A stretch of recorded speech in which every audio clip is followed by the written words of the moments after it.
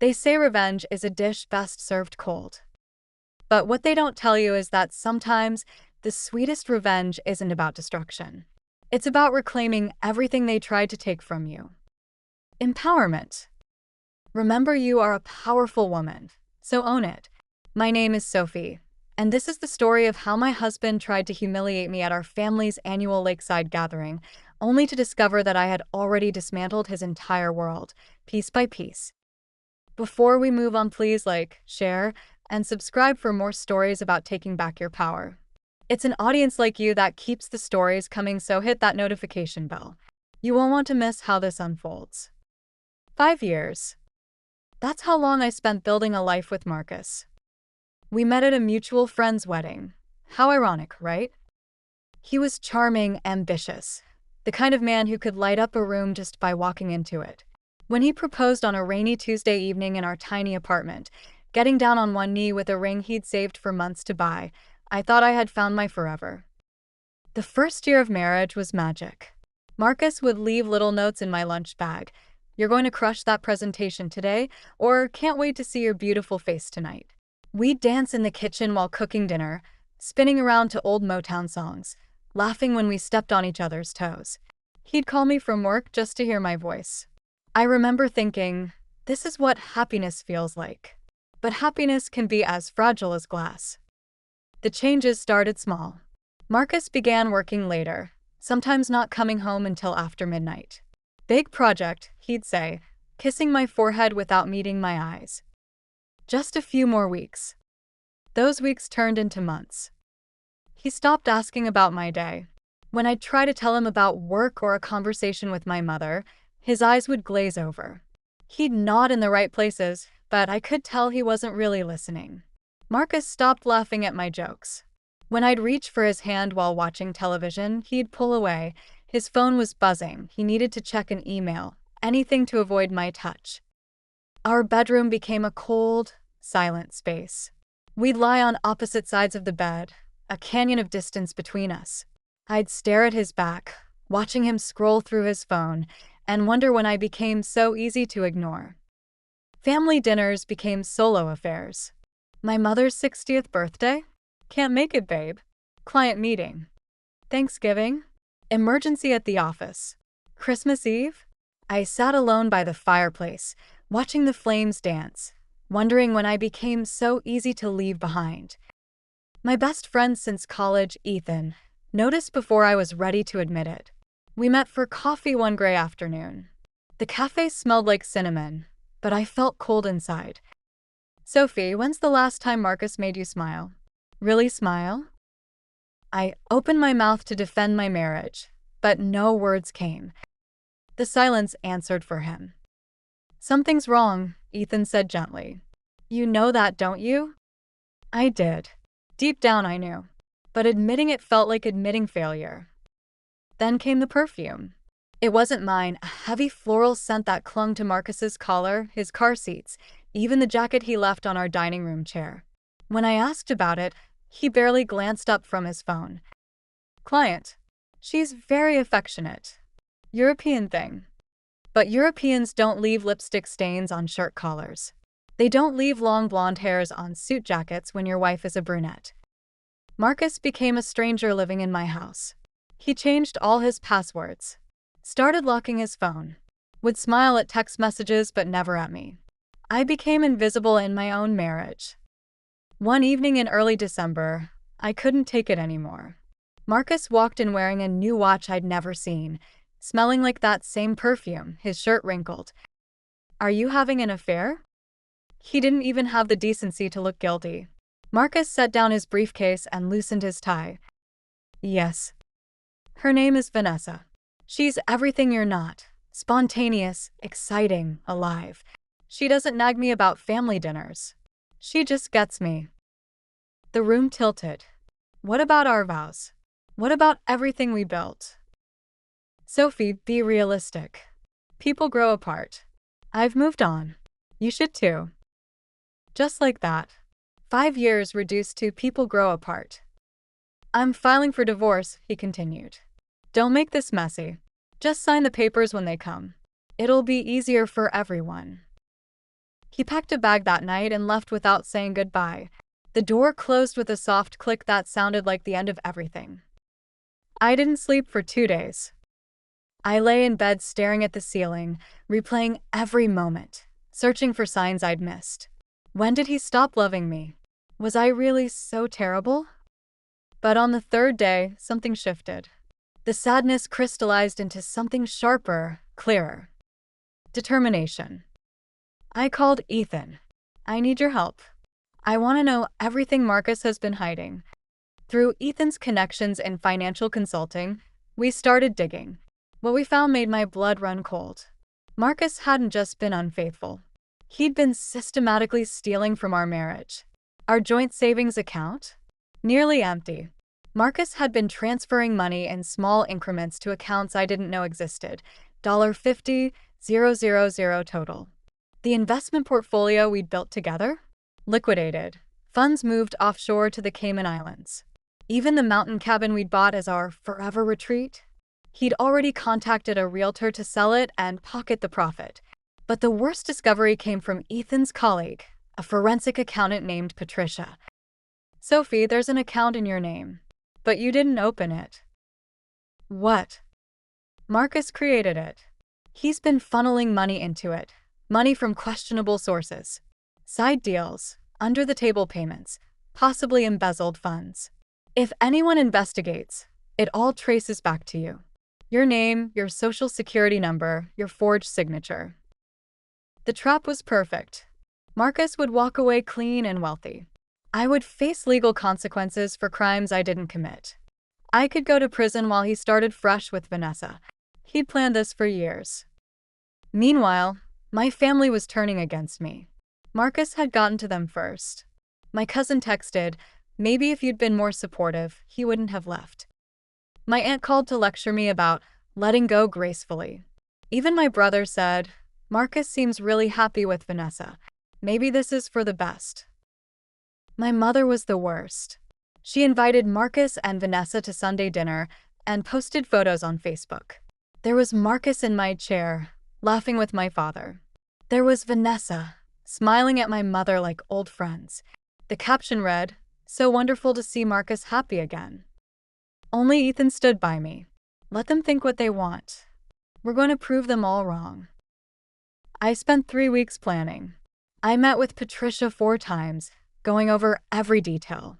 I hired a private investigator named Raymond, a retired detective. With Patricia's help and a very good lawyer, I gained full control of the account Marcus created in my name. Every dollar he'd hidden was now mine to command. I transferred everything to a secure account he couldn't access. Then I went further. Raymond uncovered Marcus's other secrets. Company funds he'd been skimming through fake vendor accounts. Expense reports he'd been padding for years. Clients he'd been overcharging while pocketing the difference, tens of thousands of dollars. Marcus wasn't just a cheating husband. He was a criminal. I compiled everything into a 150-page file. Bank statements, forged documents, email trails. I sent copies to his company's board of directors, legal department, ethics committee, and HR. I sent another copy to the IRS explaining the offshore accounts and tax evasion. Then I waited. Marcus's accounts began freezing within days. His assets were locked. His company launched an internal audit. But he didn't know why yet. He didn't know I was the one who'd lit the match. On social media, Marcus and Vanessa were living their best life. Expensive restaurants, weekend getaways, photos on beaches with captions like, "Finally found my happiness" and "Best decision ever." Vanessa posted constantly. Flowers Marcus sent. Jewelry he bought, purchased with stolen money. Selfies of them together, both smiling like they'd won the lottery. My family kept sending me their posts. "See how happy he is? Maybe you were the problem." I didn't respond. I just waited for the perfect moment. That moment came when Marcus announced a celebration dinner for Vanessa's birthday at the city's most exclusive rooftop restaurant. He posted about it everywhere, bragging about the reservation. I made sure I'd be watching. Vanessa went live on social media from the restaurant. I watched from my couch as they toasted with champagne, as Marcus ordered the most expensive items, playing the generous boyfriend. Then came time to pay. Marcus handed over his Black American Express with a confident flourish. The server returned moments later, whispering. Marcus's smile faltered. He tried another card. Then another. Declined. Declined. Declined. I watched Vanessa's face change from confusion to concern to panic. Marcus pulled out his phone, frantically checking his banking apps. I knew exactly what he was seeing. Account frozen. Balance $0. The live stream ended abruptly. Within a week, his company fired him.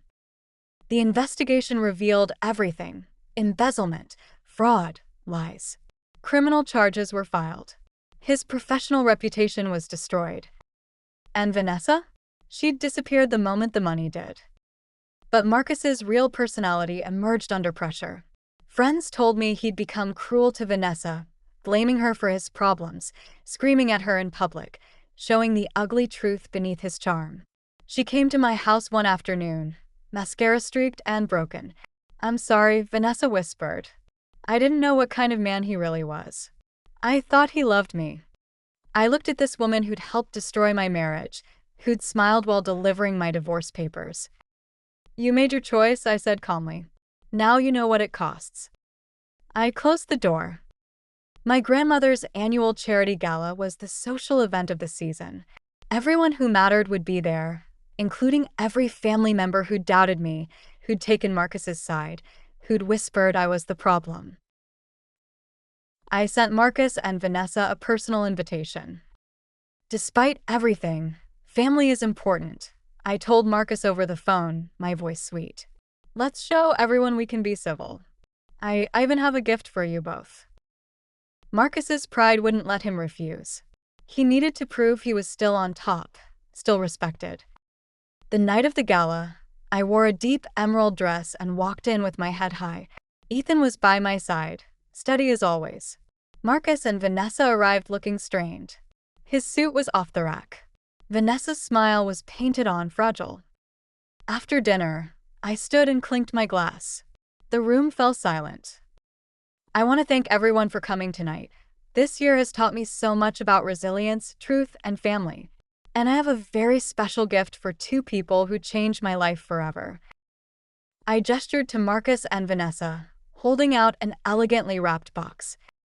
Marcus took it with suspicious eyes, but his ego made him open it in front of everyone.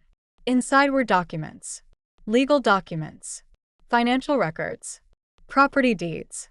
Every asset Marcus had tried to hide was now in my name. The cabin. The investments. The hidden accounts. Everything.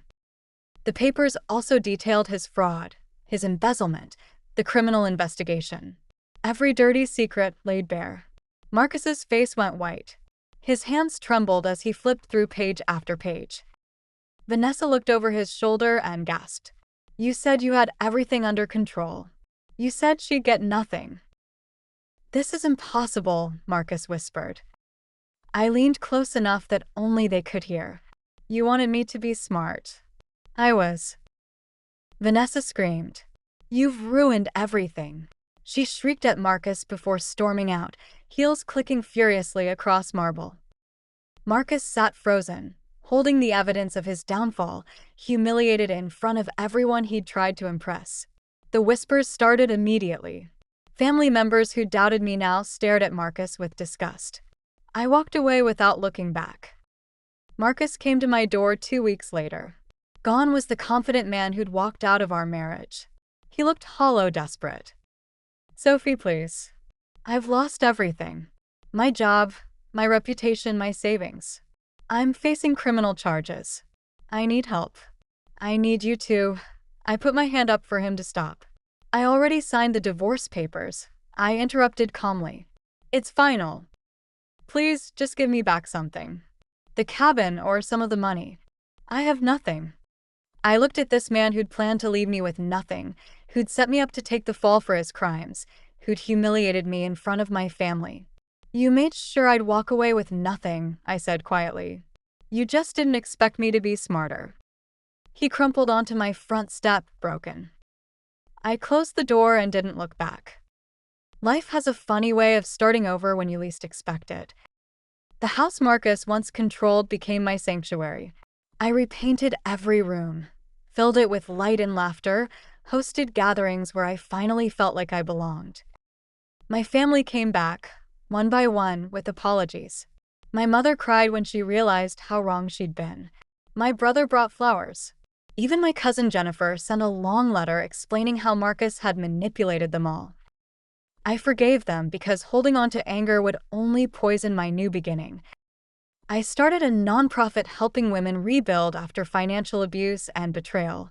My story became a lifeline for others who thought they were alone.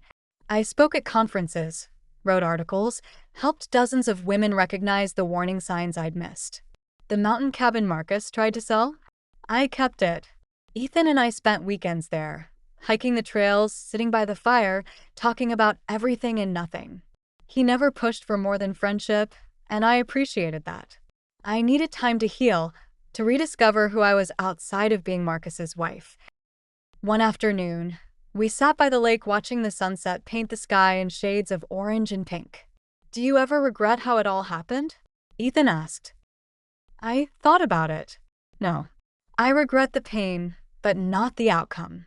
I found myself again. "You were always there," Ethan said. "You just needed to remember." I smiled. This wasn't a fairy tale ending with a new romance sweeping in to save me. This was something better. A woman who'd reclaimed her power, her life, her future. 6 months later, I received a letter from Marcus. He was serving 18 months in a minimum security facility for fraud and embezzlement. The letter was full of apologies, explanations, excuses. He said he'd made mistakes. He said he'd been stupid. He said he hoped someday I could forgive him. I read it once, then put it in a drawer. I didn't need his apology. I didn't need his regret. I didn't need anything from him anymore. Marcus's chapter was closed. Mine was just beginning.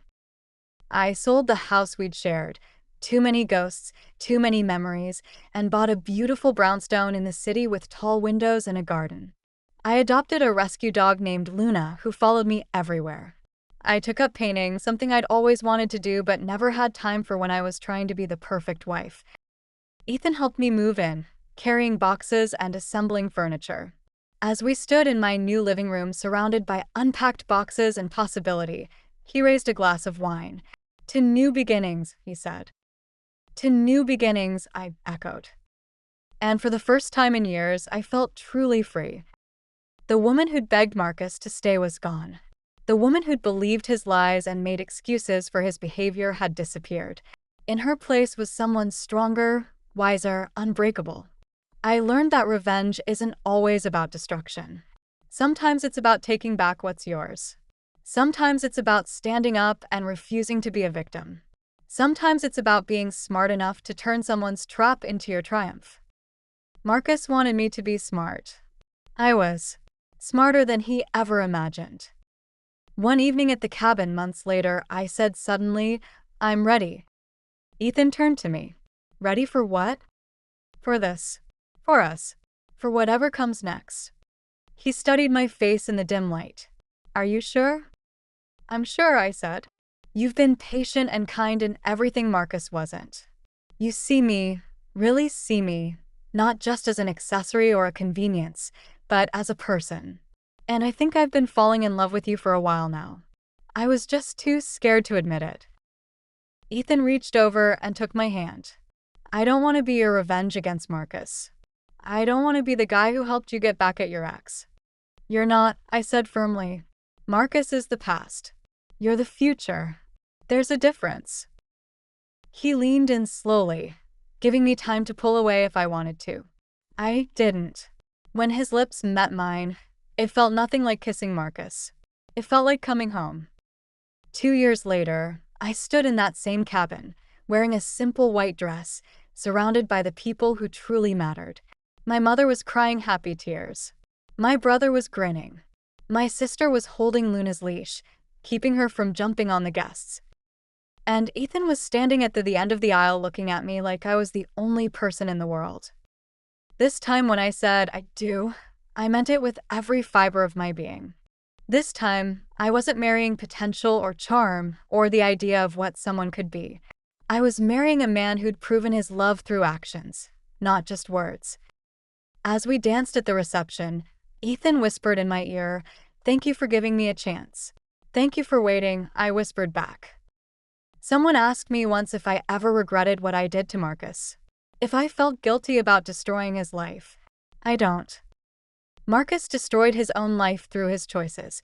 The lying, the stealing, the manipulation. I simply made sure he faced the consequences. I made sure he couldn't do to another woman what he did to me. The last I heard, Marcus was working as a sales associate at an electronics store, living in a small apartment, still paying off his legal fees.